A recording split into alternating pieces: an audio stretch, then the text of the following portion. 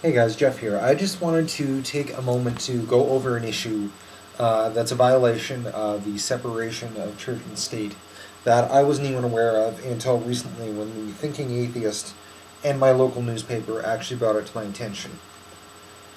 Uh, rec- I'm sure many of you are familiar with the organization Alcoholics Anonymous. This is a copy of their 4th edition handbook, which was published in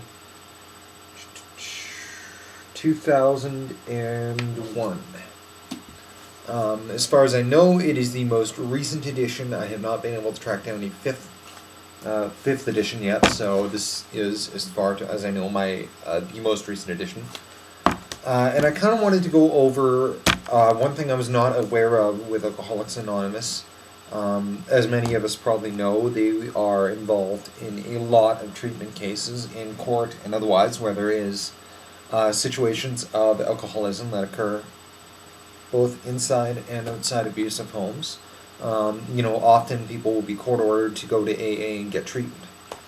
One thing I was not aware of with AA is actually how much of a theistic organization they are, which means that when you're given a court order to go to a theistic organization for treatment, that is a little bit of a violation of the separation of church and state. The state should not be in any way forcing a person to go and partake in an organization that has very theistic goals. That's not respectful of the non-religious or those people who do not share the same religion as that organization. So there is a particular chapter in this little handbook of Alcoholics Anonymous that I really wanted to bring forward as a particularly offensive example of this towards one select group, mainly atheists and agnostics. However, I do want to, out of respect, point out that although they never mention Christianity in this text, with the values, especially the family values that they put in here, it's very, very much implied that they are talking about a Christian perspective here. And that is really not at all, as much as it might offend us atheists and agnostics, it's not at all respectful of the Muslim or the Hindu community either.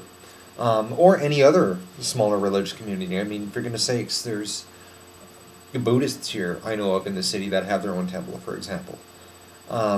So yeah, I just wanted to read this chapter, and I'll just read a few paragraphs, because I'm sure that's all I'm going to get into before I just have to comment. So here we go. I'm reading out of chapter 4, entitled, Believe It or Not, We Agnostics. In the preceding chapters, you have learned something of alcoholism. We hope we have made clear the distinction between the alcoholic and the non-alcoholic. If, when you honestly want to, you find you cannot quit entirely, or if when drinking you have little control over the amount you take, you are probably alcoholic. Common sense.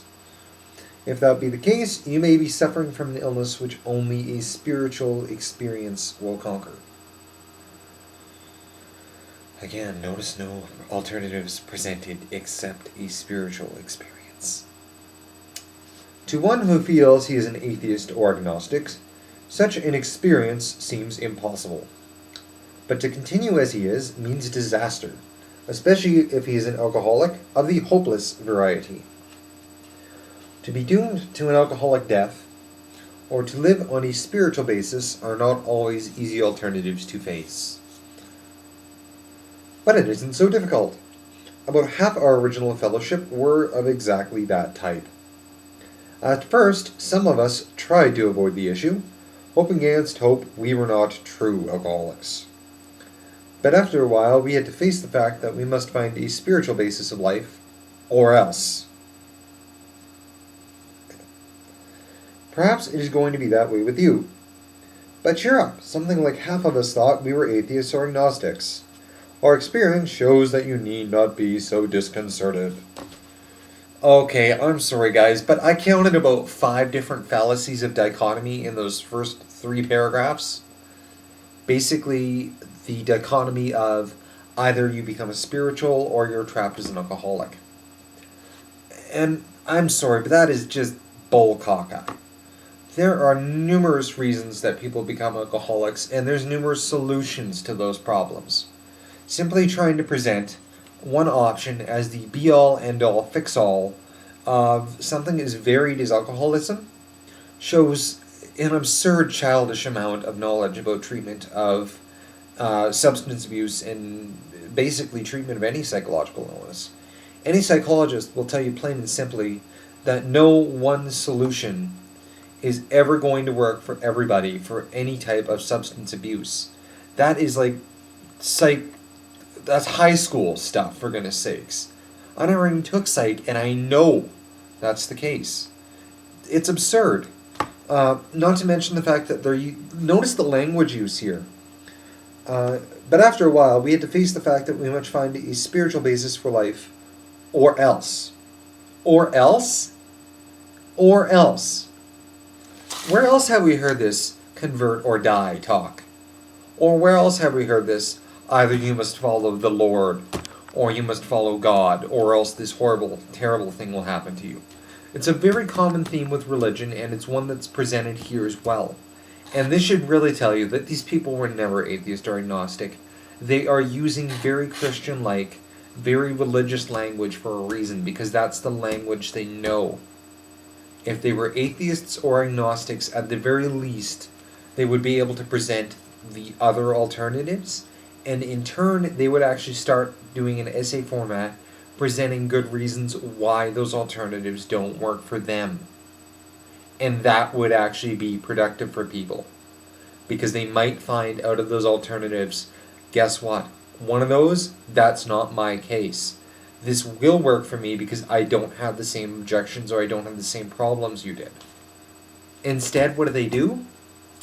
They use Christian-like convert or else language because that's what they're after. Christianity has always, and most religions, have always targeted those people in need, not because they're trying to take advantage of the situation, but because the religion itself teaches people that basically, God is the only way you're going to get help, and da-da-da-da.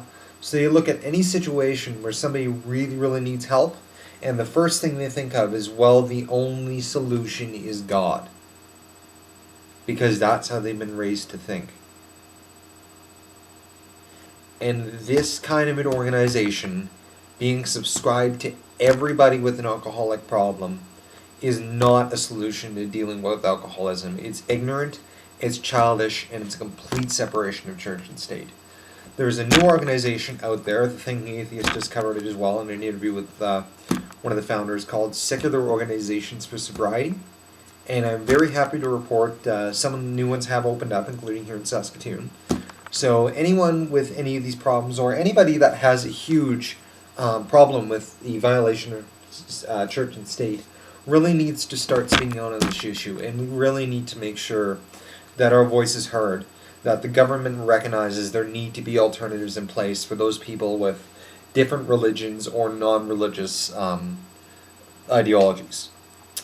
So yeah, I'd love to hear you guys' comments on this. Just feel free to leave me a message on YouTube or in the comments below, and we will talk to you guys there. Have a good evening.